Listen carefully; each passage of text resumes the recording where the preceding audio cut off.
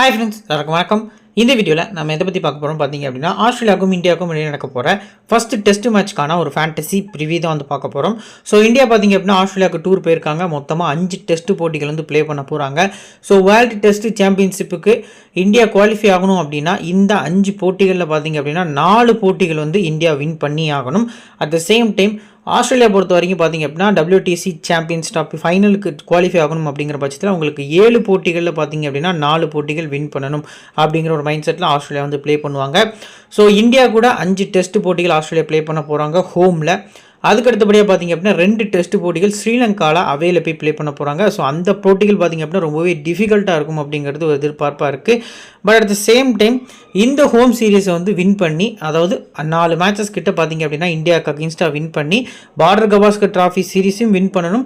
At the same time world test சாம்பியன்ஷிப்புக்கும் qualify ஆகணும் அப்படிங்கிற ஒரு மைண்ட் செட்டோடு தான் ஆஸ்திரேலியா வருவாங்க. இந்தியா பொறுத்த வரைக்கும் பார்த்தீங்க அப்படின்னா ப்ரெஷர் சுச்சுவேஷன். ஏன்னா இந்தியாவுக்குள்ளே பார்த்தீங்க அப்படின்னா நியூசிலாந்து வந்து 3 டெஸ்ட் மேட்ச் வந்து ஒயிட் வாஷ் பண்ணிட்டு போயிருந்தாங்க ஒரு 2 வீக்ஸ் முன்னாடி.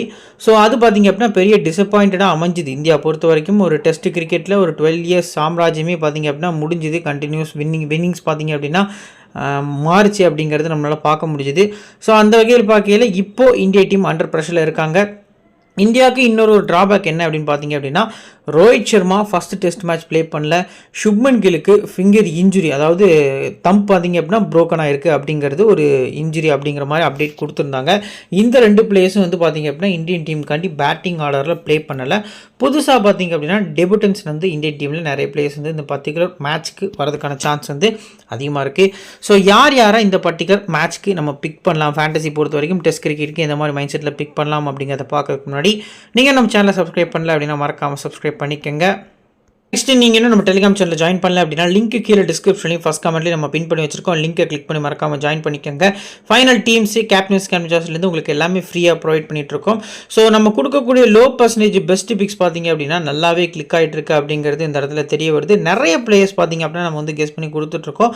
ஸோ அதில் பார்த்தீங்க அப்படின்னா இப்போ எக்ஸாம்பிளுக்கு ஒரு 5 பிளேயர்ஸ் நம்ம கொடுக்கோம் அப்படின்னா மேக்ஸிமம் பார்த்திங்க அப்படின்னா அதில் 4 பிளேயர்ஸ் வரைக்கும் ட்ரீம் டீமில் வராங்க. குறிப்பாக அந்த லோ பர்சன்டேஜில் நிறைய டைம் பார்த்திங்க அப்படின்னா கேப்டன் வந்திருக்காங்க. ஸோ அது பார்த்திங்க அப்படின்னா உங்களுக்கு ரொம்பவே யூஸ்ஃபுல்லாக இருக்கும். நம்ம டெலிகிராமில் ஃப்ரீயாக தான் எல்லாமே ப்ரொவைட் பண்ணிட்டுருக்கோம். நம்ம டெலிகிராம் சேனல் லிங்க் பார்த்திங்க அப்படின்னா கீழே டிஸ்கிரிப்ஷன்லையும் ஃபஸ்ட் கமெண்ட்லையும் நான் பின் பண்ணி வச்சுருக்கேன். லிங்கை கிளிக் பண்ணி மறக்காமல் ஜாயின் பண்ணிக்கோங்க. சரி, வாங்க இப்போ இந்த வீடியோக்குள்ளே போகலாம். இந்த மேட்ச் எப்போ ஸ்டார்ட் ஆகுதுன்னா 22 நவம்பர் இந்தியன் டைம் படி காலையில் 7:50க்கு இந்த மேட்ச் வந்து ஸ்டார்ட் ஆகுது. வென்யூ ஆப்டர் ஸ்டேடியம் பெர்த்தில் வச்சு தான் நடக்குது. ஸோ பெர்த் ஸ்டேடியம் அப்படின்னும் இந்த கிரவுண்டை சொல்லுவாங்க. ஹெட் ரெக்கார்ட்ஸ் பொறுத்த வரைக்கும் 107 டெஸ்ட் போட்டிகளில் இந்தியா ஆஸ்திரேலியா மோதிருக்காங்க. 32 போட்டிகளில் இந்தியாவும் 45 போட்டிகளில் ஆஸ்திரேலியாவும் வின் பண்ணியிருக்காங்க. 29 போட்டிகள் பார்த்திங்க அப்படின்னா ட்ரா அப்படிங்கிற மாதிரி ஆயிருக்கு. ஒரு மேட்ச் பார்த்திங்க அப்படின்னா நடக்காமல் டை அப்படிங்கிற மாதிரி 100 ரிசல்ட்டில் முடிஞ்சிருக்கு.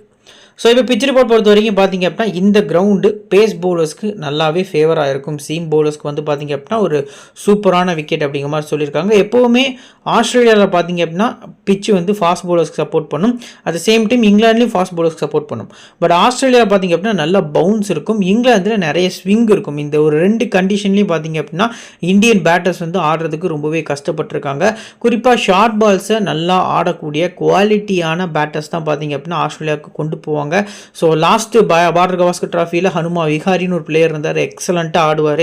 பட் இந்த பர்டிகுலர் சீரீஸில் அவர் உள்ளே வரல. நிறைய புது முகங்களை இந்த சீரீஸில் நம்ம பார்க்க முடியும். ஸோ எஸ்பெஷலி பேட்டர்ஸை பொறுத்த வரைக்கும் பார்த்தீங்க அப்படின்னா ட்ரபிள் பண்ணுவாங்க பவுன்சிங் பாலில் அப்படிங்கிற மாதிரி பேஸ் அண்ட் பவுன்ஸில் கொஞ்சம் கஷ்டப்படுவாங்க அப்படிங்கிற மாதிரி சொல்லியிருக்காங்க.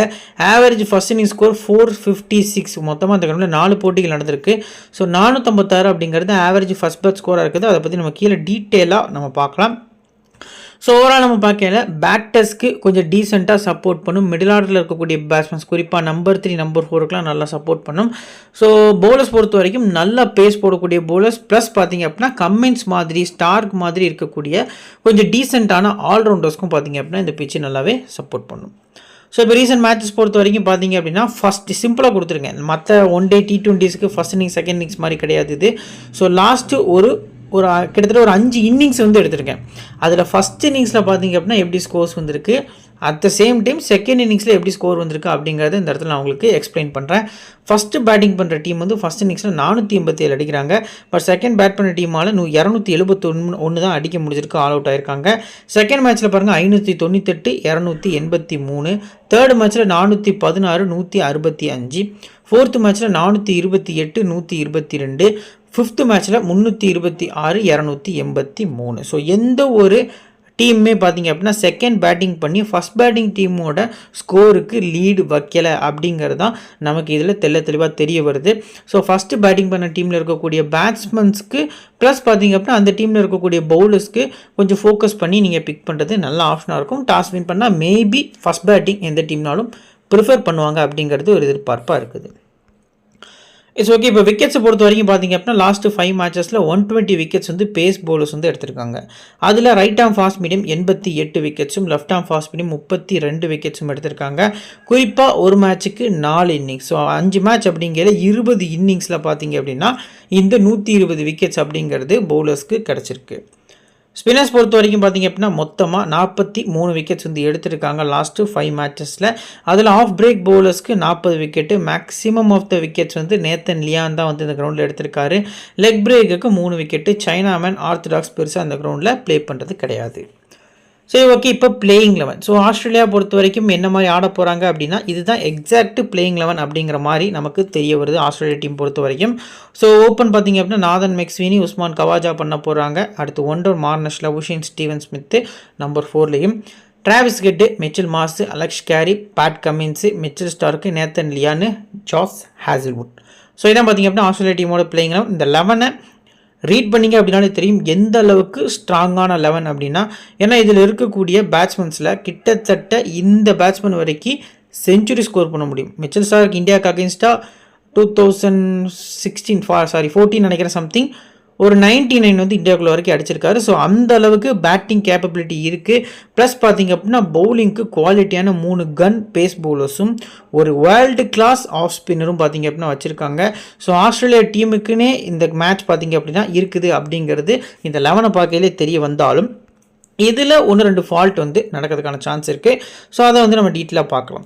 ஸோ ஃபஸ்ட்டு நாதன் மெக்ஸ்வீனி இந்தியா பர்டிகுலர்லி பார்த்தீங்க அப்படின்னா ஆஸ்திரேலியாவுக்காக ப்ளே பண்ணுறாரு, ஓப்பன் பண்ணுறாரு. ஸோ இந்த பர்டிகுலர் மேட்ச்சில் ஈஸி விக்கெட் அப்படின்னா மெக்ஸ்வீனி நம்ம சொல்லலாம். ஸோ பர்சன்டேஜ் வைஸாக கம்மியாக தான் இருக்கார். ஸோ லிஸ்டே கிரிக்கெட்லேயும் பார்த்தீங்க அப்படின்னா பெருசாக அவர் ஆடலை. பும்ராவை ஃபேஸ் பண்ணுறது ரொம்ப கஷ்டம். பும்ராவை விட இந்த பர்டிகுலர் மேட்ச்க்கு ரொம்ப எஃபெக்டிவாக இருக்க போகிறது சிராஜும் ஆகாஷ்தீப்பும் தான். அதுலேயும் குறிப்பாக உஸ்மான் கவாஜாவை ஆகாஷ்தீப் பார்த்திங்க அப்படின்னா ரொம்ப ஸ்ட்ரகிள் பண்ணுவார் அப்படிங்கிறது ஒரு எதிர்பார்ப்பாக இருக்குது. ஸோ இவருக்கு அடுத்தபடியாக Travis head. So Travis head அடுத்தபடியாக அலெக்ஸ் கேரி. இந்த லெஃப்ட் ஹேண்ட் பேட்ஸ்மேன்ஸ் எல்லாரையுமே பார்த்தீங்க அப்படின்னா ஆகாஷ்தீப் வந்து எக்ஸலண்ட்டாக போல் பண்ணி விக்கெட் எடுக்கிறதுக்கான சான்ஸ் இருக்குது. மற்ற ரைட் ஹேண்ட் பேட்ஸ்மேன்ஸை பொறுத்த வரைக்கும் பார்த்தீங்க அப்படின்னா பும்ரா, அடுத்து பார்த்தீங்க அப்படின்னா சிராஜ், இந்த 2 பவுலர்ஸும் வந்து குவாலிட்டியான பவுலிங் பர்ஃபார்மன்ஸில் விக்கெட் எடுப்பாங்க அப்படிங்கிற எதிர்பார்ப்பு நிறையவே இருக்குது. பட் ஆகாஷ்தீப்போட பொட்டன்ஷியல் பார்த்தீங்க அப்படின்னா இனிஷியலாக வெளிப்படும், நல்ல இன்ஸ்விங் போடுவார். ஸோ ஆஸ்திரேலியன் பேட்டர்ஸே பார்த்தீங்க அப்படின்னா ஸ்ட்ரகிள் ஆகிற அளவுக்கு அவரோட இன்ஸ்விங்கர் இருக்கும் அப்படிங்கிறது என்னோட எதிர்பார்ப்பாக இருக்குது. ஸோ மெக்ஸ்வீனி பேட்டிங் ஃபஸ்ட்டுக்கு ஒரு பெஸ்ட்டு பிக்கு. பட் இருந்தாலும் இன் அவுட் ஆப்ஷனில் ட்ரை பண்ணுங்கள். கிராண்ட் லீக் போனீங்க அப்படின்னா கவாஜாக்கு ரிப்ளேஸ்மெண்ட்டாக ட்ரை பண்ணுறது நல்ல ஆப்ஷனாக இருக்கும்.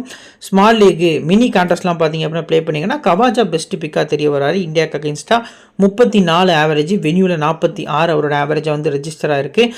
நிறைய பால் பார்த்தீங்க அப்படின்னா ஆடுவார். ஸோ நிறைய டிஃபென்ஸ் ஆடுவார், நிறைய லெஃப்ட் விட்டு ஆடுவார்.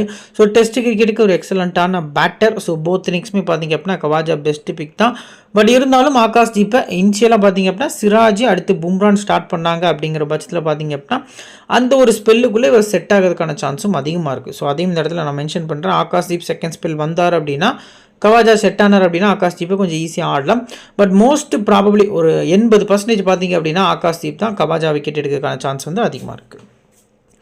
அடுத்து மார்னஸ் லபுஷின் இந்த கிரவுண்டில் மொத்தமாக 5 போட்டிகள் ப்ளே பண்ணி 500க்கும் மேற்பட்ட ரன்கள், 3 செஞ்சுரி, 1 50 அப்படிங்கிற மாதிரி அடிச்சிருக்காரு. பர்சன்டேஜ் வைஸாக பார்த்திங்க அப்படின்னா வெறும் 35 தான் ட்ரை பண்ணியிருக்காங்க. இந்த மேட்ச்சுக்கு ஒரு சாலிடான கேப்டன் வைஸ் கேப்டன் பேட்டிங்கில் அப்படின்னு நம்ம பார்த்தோம் அப்படின்னா 2 டீமில் கம்பேர் பண்ணாலுமே லபுஷன் தான் பார்த்திங்க அப்படின்னா எனக்கு தெரிய வராரு.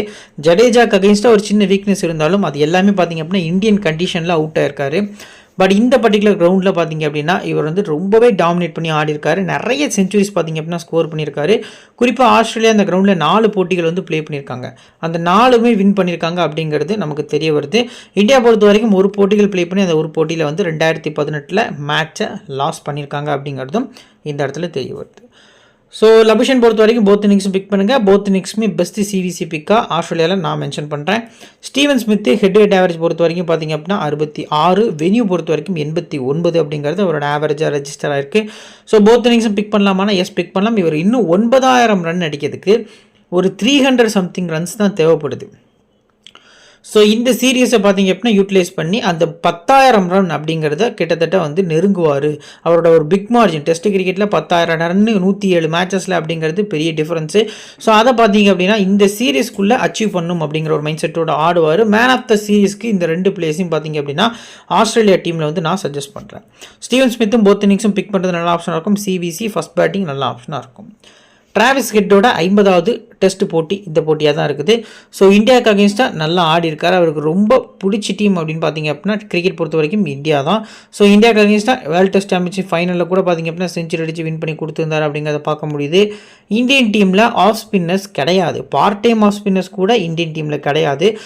இன்கேஸ் வாஷிங்டன் சுந்தர், ஏன்னா நிதிஷ்குமார் ரெட்டி தான் ப்ளே பண்ணுற மாதிரி 11s வந்து இப்போதைக்கு ரீசெண்டாக ப்ராபபிளில் கிடச்சிட்ருக்கு. வாஷிங்டன் சுந்தர் ப்ளே பண்ண வேணால் ஹெட்டை வந்து ஒரு சான்ஸ் இருக்கிறதுக்கான சான்ஸ் வந்து அதிகமாக இருக்குது. ஸோ அதை நம்ம வெயிட் பண்ணி தான் பார்க்கணும். எது எப்படியோ ஹெட்டை பொறுத்த வரைக்கும் ரொட்டேஷனில் போகிறது நல்ல ஆப்ஷனாக இருக்கும். ஸோ மிடில் ஆர்டர் பொறுத்த வரைக்கும் பார்த்திங்க அப்படின்னா கொஞ்சம் ஸ்ட்ரென்த் இல்லாமல் தான் இருக்குது. இந்த 3 பிளேஸில் பார்த்திங்க அப்படின்னா அதிக எக்ஸ்பீரியன்ஸே ஹெட்டிட்ட மட்டும்தான் இருக்குது. ஹெட்டோட ஓவரால் டெஸ்ட் ஆவரேஜ் 42. ஸோ ஹெட்டை பொறுத்த வரைக்கும் செகண்ட் பேட்டிங் பெஸ்ட்டு பிக்கு, மிடில் ஒரு இம்பேக்டாக ஃபாஸ்ட்டாக ஆடி கொடுப்பாரு. எப்படி இந்தியா டீமில் டிராவிஸ் ஹெட்டோ ரிஷப் பண்டோ அந்த மாதிரி இங்கே பார்த்திங்க அப்படின்னா டிராவிஸ் ஹெட். மிச்சல் மார்ஷ் பொறுத்த வரைக்கும் இது அவரோட ஹோம் கிரவுண்டு. 18 ஆவரேஜ் வந்து இந்தியாவுக்கு அகேன்ஸ்டாக வச்சிருக்காரு. இந்த கிரவுண்ட்லேயும் ஒரு பெருசாக இன்டர்நேஷனல் ஆடினது கிடையாது. பட் பவுலிங் போட்டு பார்த்தார். நெட்ஸை பொறுத்த வரைக்கும் நிதிஷ்குமாராக இருக்கட்டும் மார்ஷாக இருக்கட்டும் பவுலிங் வந்து நெட்ஸில் நிறைய பால்ஸ் வந்து போல் பண்ணியிருந்தாங்க. நல்ல டீசெண்டாகவும் போல் பண்ணியிருந்தாங்க அப்படிங்கிறது லேட்டஸ்ட் வீடியோஸில் நம்மளால் பார்க்க முடிஞ்சுது. பட் ஆல்ரவுண்டர் பர்ஃபார்மன்ஸ் பண்ணால் ட்ரீம் டீமில் வரதுக்கான சான்ஸ் இருக்குது. பட் இந்தியன்ஸ்க்கு அகேன்ஸ்டாக இவர் ஆடினதே கிடையாது. பெரிய இன்னிங்ஸ் பார்த்தீங்க அப்படின்னா ஆடினதே கிடையாது. ஸோ அந்த ஒரு மென்டல் கெப்பாசிட்டியில் நான் இவர் வந்து ஸ்கிப் பண்ணுறேன். நெக்ஸ்ட் பார்த்திங்க அப்படின்னா அலெக்ஸ் கேரி. ஸோ கேரி பொறுத்த வரைக்கும் பார்த்திங்க அப்படின்னா விக்கெட் கீப்பர்ஸில் 24% வந்து ட்ரை பண்ணியிருக்காங்க. ஸோ இந்த மேட்ச்சில் 3 விக்கெட் கீப்பர்ஸ் ஆடுறதுக்கான சான்ஸ் இருக்குது. இந்தியன் டீம் பொறுத்த வரைக்கும் ரிஷப் பண்ட், துருவ் ஜுரல் பார்த்திங்க அப்படின்னா ப்ளே பண்ணுறதுக்கான சான்ஸ் இருக்குது. ஸோ அதுக்கு அடுத்தபடியாக பார்த்திங்க அப்படின்னா இங்கே அலெக்ஸ் கேரி. இந்த 3 பிளேஸில் டபுள் ஆப்ஷன் பிளேஸில் பார்த்திங்க அப்படின்னா கேரி, அடுத்து பார்த்திங்க அப்படின்னா ரிஷப் பண்ட் தான் இருக்க போகிறாங்க. இந்த 2 பிளேஸில் பெஸ்ட் பிக்குன்னு பார்த்தோம் அப்படின்னா ரிஷப் பண்ட் தான் நமக்கு தெரிய வராங்க. பட் துருவ் ஜுரல் வந்து என்னோட ஒரு சூப்பரான ஆப்ஷனாக இருக்கார். ஏன்னா லிஸ்டே கிரிக்கெட்டில் பார்த்திங்க அப்படின்னா இப்போ இந்தியாவுக்கு ஏக்கும் ஆஸ்திரேலியா 11ஸ்க்கும் இடையே நடந்த மேட்ச்சில் பார்த்திங்க அப்படின்னா ஏடி மேட்சஸில் எக்ஸ்ட்ரா நிறையா ப்ளே பண்ணியிருந்தார் அப்படிங்கிறத நம்மளால் பார்க்க முடிஞ்சுது. ஸோ அந்த வகையில் பார்க்கையில் ஓரளவுக்கு அங்கே கிட்டத்தட்ட ஜுரல் பார்த்திங்க அப்படின்னா பெஸ்ட்டு பிக்காக தெரிய வராரு. கேரிக்கு ஆவரேஜும் பெருசாக இல்லை. ஸோ ஆஸ்திரேலியா செகண்ட் பேட் பண்ணால் கேரி யாராக ட்ரை பண்ணுறது நல்ல ஆப்ஷனாக இருக்கும். அடுத்ததாக பேட் கம்மின்ஸு, ஸ்டார்க் 2 பேருமே சிமிலர் ரோல் தான் ப்ளே பண்ண போகிறாங்க. இந்தியாவுக்கு அகேன்ஸ்டாக ஒருத்தர் 12 மேட்ச் ஆடி 48 விக்கெட்டு. ஸோ ஒருத்தர் பார்த்திங்க அப்படின்னா 13 மேட்ச் ஆடி 51 விக்கெட்ஸ் அப்படிங்கிற மாதிரி எடுத்திருக்காங்க. ஸோ இந்த கிரவுண்டில் நல்லா போல் பண்ணது ஸ்டார்க். இந்த கிரவுண்டில் 4 போட்டிகளில் 11 விக்கெட் வந்து பேட் கமின்ஸ் எடுத்திருக்காரு. அதே 4 போட்டிகளில் பார்த்திங்க அப்படின்னா ஸ்டார்க்கு 18 விக்கெட்ஸ் அப்படிங்கிற மாதிரி எடுத்திருக்காரு. ஸோ ஸ்லைட்லி பார்த்திங்க அப்படின்னா டிஃபரன்ஸ் இருந்தாலும் இந்த 2 பிளேஸுமே உங்கள் டீமில் மஸ்ட்டு. நான் எதை வச்சு சொல்கிறேன் அப்படின்னா பேட்டிங். ஸோ பேட்டிங் டெப்த் அப்படிங்கிறது கம்மின்ஸ் ஸ்டார்க் 2 பேட்டையுமே நிறைய இருக்குது. குறிப்பாக கேஎல் ராகுல் வந்து ஓப்பன் பண்ணுறாரு அப்படின்னா நம்ம ஸ்டார்க்கு வந்து மஸ்ட்டாக வந்துட்டு பிக் பண்ணி ஆகணும். ஏன்னா ஒரு 2-3 இயர்ஸ்க்குலாம் முன்னாடி பார்த்திங்க அப்படின்னா ஒரு ஆல்மோஸ்ட் ஒரு 2018 ஓப்பனிங் ட்ரை பண்ணிட்டு இருந்தாங்க கேஎல் ராகுல. இதே ஆஸ்திரேலியா சீரீஸில் தான் பார்த்திங்க அப்படின்னா அவர் வந்து ஃபார்ம் அவுட் ஆகி போனார். ஓப்பனிங் இறக்குனாங்க, சுத்தமாக பார்த்திங்க அப்படின்னா பேட்டிங்கே ஆடலை. ஸ்டார்க் வருவார், ஒரு 2 பால் வெளியில் போடுவார், 1 பால் உள்ளே எடுப்பார், அவுட் ஆகிட்டு போயிடுவார். அந்த சீரீஸ் ஃபுல்லாகவே ஒஸ்ட்டாக ப்ளே பண்ணார். ஸோ அதுக்கடுத்த சீரீஸில் பிருத்திவி ஷான்னு சொல்லி ஒரு பிளேயர் வந்து உள்ளே கொண்டு வந்திருந்தாங்க. ஸோ அவருக்கும் பார்த்திங்க அப்படின்னா ஸ்டார்க் அதே ஒரு பேட்டர்னில் போல் பண்ணி அவரோட கேரியரையும் முடிச்சிருந்தார். பட் இப்போ கேஎல் ராகுல் கம்பேக் கொடுத்து வந்திருக்காரு. இந்த ஓப்பனிங் சான்ஸை யூட்டிலைஸ் பண்ணுவாரா அப்படிங்கிறத வெயிட் பண்ணி பார்க்கணும். ஸ்டார்க் பொறுத்த வரைக்கும் பார்த்திங்க அப்படின்னா நீங்கள் போத் இன்னிங்ஸும் பிக் பண்ணிக்கலாம். நெக்ஸ்ட்டு இந்த 2 டீமும் இந்த கிரவுண்டில் 2018 லாஸ்ட்டாக மோதையில் மேன் ஆஃப் த மேட்ச் வாங்கினது நேத்தன் லியான் தான். ஸோ ஆஸ்திரேலியா டெஸ்ட் போட்டிகள் ப்ளே பண்ணுறாங்க அப்படின்னாலே நேத்தன் லியான் வந்து தவிர்க்க முடியாத இடத்த வந்து பிடிப்பார். போத் இன்னிங்ஸும் பிக் பண்ணுங்கள். போத் இன்னிங்ஸுமே ஒரு விசிஆர் கேப்டனுக்கு எலிஜிபிளான பர்சனாக தெரிய வராரு. ஹேசல்வுட் பொறுத்த வரைக்கும் ஆஸ்திரேலியா ஃபஸ்ட் போல் பண்ணால் நீங்கள் ட்ரை பண்ணுறது நல்ல ஆப்ஷனாக இருக்கும். இந்த 3 பேஸ் போலர்ஸுமே நம்பர்ஸ் வந்து சூப்பராக வச்சுருக்காங்க. என்னை பொறுத்த வரைக்கும் பார்த்தீங்க அப்படின்னா இந்த 2 பேஸ் போலர்ஸ்க்கு ஒரு அட்வான்டேஜ் இருக்குது, பேட்டிங் அட்வான்டேஜ் இருக்குது. ரீசன்காண்டி நான் அந்த 2 பிளேயர்ஸ் அப்படிங்கிற மாதிரி மைண்ட் செட்டில் பிக் பண்ணிக்கிறேன். ஒரு சிம்பிள் ப்ரெடிக்ஷன். ஸோ இப்போது இந்த ஆஸ்திரேலியா டீம்லேருந்து யாருக்கெல்லாம் கேப்டன்ஸ் கேம் ட்ரை பண்ணலாம் அப்படிங்கிறதுல ஃபஸ்ட்டு லபுஷேன், 2வது ஸ்டீவன் ஸ்மித்து, ஸோ 3வது கம்மின்ஸு, 4வது பார்த்திங்க அப்படின்னா நேத்தன் லியான். இந்த 4 பேஸ்க்குள்ளே பார்த்திங்க அப்படின்னா நீங்கள் இந்த மேட்ச்க்கு ஆஸ்திரேலியா டீம்லேருந்து சிவிசி ட்ரை பண்ணுறது நல்ல ஆப்ஷனாக இருக்கும். இப்போ இம்பார்ட்டன்ட் 7 பிளேஸில் Khawaja, Labuschagne, Smith, so Travis Head pick பண்ணாலும் பிக் பண்ணிக்கலாம். ஸோ நான் பிக் பண்ணிக்கிறேன். கம்மின்ஸு, ஸ்டார்க்கு, நேத்தன் லியான் சொல்லி என்னோட 7 பிளேஸை நான் பிக் பண்ணிக்கிறேன். Next Indian team. So 11th வந்து கன்ஃபார்ம் கிடையாது. ஏன்னா சர்ஃப்ராஸ் கான் உள்ளே ப்ளே பண்ணுறாரா, அபிமன்யு ஈஸ்வர் ஓப்பனிங் வந்து கேஎல் ராகுல் 1-down வராரா, சின்ன கன்ஃபியூஷன் இருக்குது. At the same time Jurel, Nitish Kumar play பண்ணுறாங்களா, இல்லை வாஷிங்டன் சுந்தர் உள்ளே வராரா அப்படிங்கிறத வெயிட் பண்ணி தான் பார்க்கணும். ஸோ எஸ்எஸ்வி ஜெய்ஸ்வால், கேஎல் ராகுல் ஓப்பன் பண்ண போகிறாங்க. சர்ஃப்ராஸ் கான், விராட் கோலி, ரிஷப் பண்ட், துருவ் ஜுரல், ரவீந்திர ஜடேஜா, நிதிஷ்குமார் ரெட்டி, ஜஸ்பிரீத் பும்ரா, முகமது சிராஜ், ஆகாஷ்தீப். ஸோ இதான் பார்த்தீங்க அப்படின்னா இந்தியன் டீமோட ஒரு பிளேயிங் 11 அப்படிங்கிற மாதிரி ரீசெண்டாக கிடச்சிருக்கு. பட் இந்தளவுக்கு உண்மை அப்படிங்கிறது ஆஃப்டர் லைனப் தான் நமக்கு தெரிய வரும். மற்ற பிளேயர்ஸ் பற்றி நான் உங்களுக்கு டீட்டெயிலாக சொல்கிறேன். ஸோ இதில் எஸ்எஸ்வி ஜெய்ஸ்வால் ஆஸ்திரேலியாவில் ப்ளே பண்ணது கிடையாது. சுப்மன் கில் இன்ஜுரி, ரோஹித் சர்மாவுக்கு ஒரு தவிர்க்க முடியாத காரணத்தினால முதல் டெஸ்ட் வரல.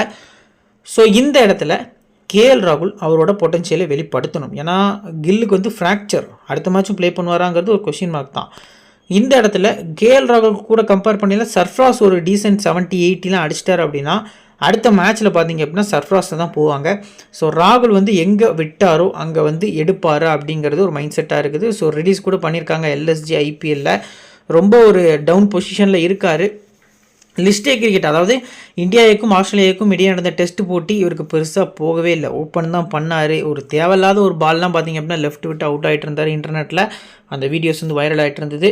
ஸோ வெயிட் பண்ணி பார்க்கலாம். ராகுல் பொறுத்த வரைக்கும் ஒரு டெஸ்ட் கிரிக்கெட் எக்ஸலண்ட்டான பிளேயர். அகெயின்ஸ்ட் ஆஸ்திரேலியா ஒரு 650 அடிச்சிருக்காரு, 2 செஞ்சுரியும் ஸ்கோர் பண்ணியிருக்காரு. பேட்டிங் ஃபஸ்ட்டு ராகுல் பெஸ்ட் பிக் அப்படிங்கிறது தெரிய வருது. ஸோ இப்போ எஸ்எஸ்வி ஜெய்ஸ்வால் பொறுத்த வரைக்கும் நீங்கள் போத் இன்னிங்ஸும் பிக் பண்ணலாம். பட் இவர் இந்தியன் கண்டிஷனில் ஆடினதை வச்சு நான் ஒரு சின்ன ஒரு கெஸ்ஸிங் சொல்கிறேன்.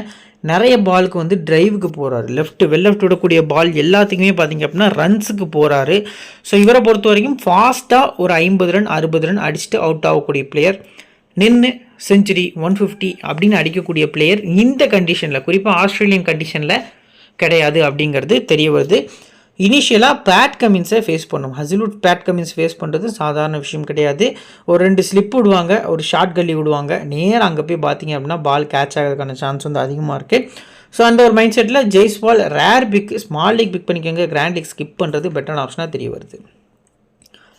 ராகுல் இந்தியா ஃபர்ஸ்ட் பேட் பண்ணால் மட்டும் ட்ரை பண்ணிக்கலாம். சர்ஃப்ராஸ் கான் கஷ்டம். இந்த பர்டிகுலர் மேட்ச் பார்த்திங்க அப்படின்னா ஆடுறது ரொம்ப கஷ்டம். ஸோ அதையும் மீறி அவர் ப்ளே பண்ணுறாரு அப்படிங்கிற பட்சத்தில் பார்த்திங்க அப்படின்னா ஒரு தவிர்க்க முடியாத இடத்த அடுத்த மேட்ச்சில் பிடிப்பார் அப்படிங்கிறது எதிர்பார்ப்பாக இருக்குது. 1-down பொசிஷன் அப்படிங்கிறது Sarfaraz new ball against Australia, pace attack அகெயின்ஸ்டாக கஷ்டம். பட் இருந்தாலும் சர்ஃப்ராஸோட ஃபஸ்ட் கிளாஸ் கிரிக்கெட்டில் பேட்டிங் ஃபஸ்ட்டில் 171 அவரோட ஆவரேஜ். இப்படி ஒரு ஆவரேஜ் நான் பார்த்ததே கிடையாது. ஃபஸ்ட் இன்னிங்ஸில் மட்டும் இவரோட ஆவரேஜ் இப்படி இருந்திருக்கு. ஸோ ஃபஸ்ட் இன்னிங்ஸ் ட்ரை பண்ணுறது நல்ல ஆப்ஷனாக இருக்கும்.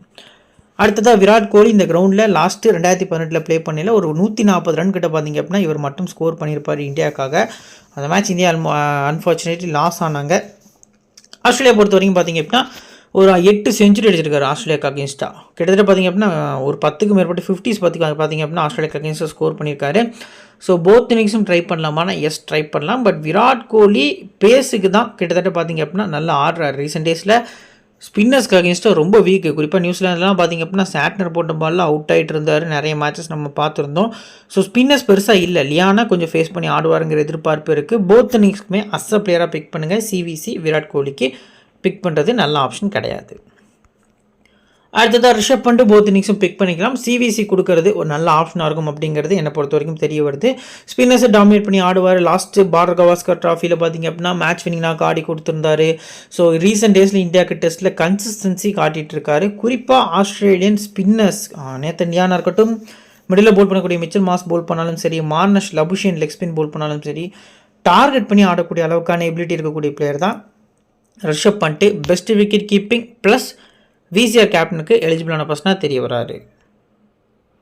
போத் இன்னிங்ஸும் பண்ட்டை பிக் பண்ணுறது நல்ல ஆப்ஷனாக இருக்கும். நெக்ஸ்ட் துருவ் ஜுரல் பொறுத்த வரைக்கும் என்னோட ப்ரெடிக்ஷனில் என்னோட டீமில் கிராண்ட் லீக் டீமில் கண்டிப்பாக துருவ் ஜுரல் வந்து இருப்பார்.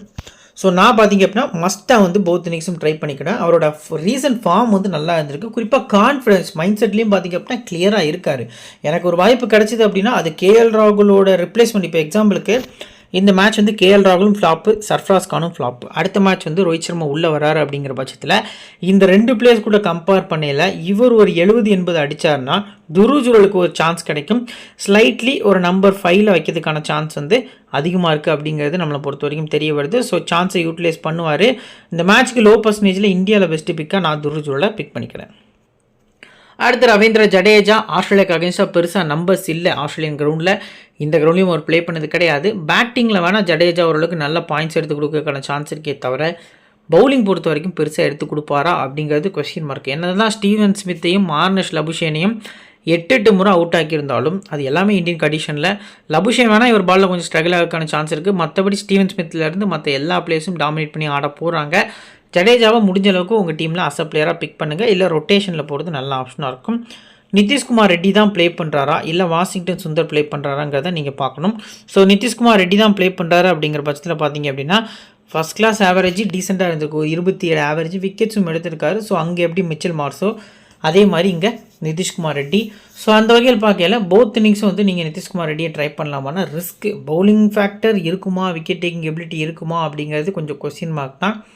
ஸோ இருந்தாலும் ஒரு லோவர் ஆர்டரில் வராரு, ஒரு ஷர்துல் தாக்கூர் மாதிரியான ஒரு இன்னிங்ஸ் ஆடுறதுக்கான சான்ஸ் இருக்குது. ஏன்னா லாஸ்ட்டு பிஜிடியில் பார்த்தீங்க அப்படின்னா தாக்கூர், வாஷிங்டன் சுந்தர், நட்ராஜன் இந்த மாதிரி பிளேயர்ஸ்லாம் நிறைய ஷைன் ஆனாங்க. ஸோ அந்த மாதிரி நிதிஷ்குமார் பார்த்தீங்க அப்படின்னா ஷைன் ஆகிறதுக்கான சான்ஸ் இருக்குது.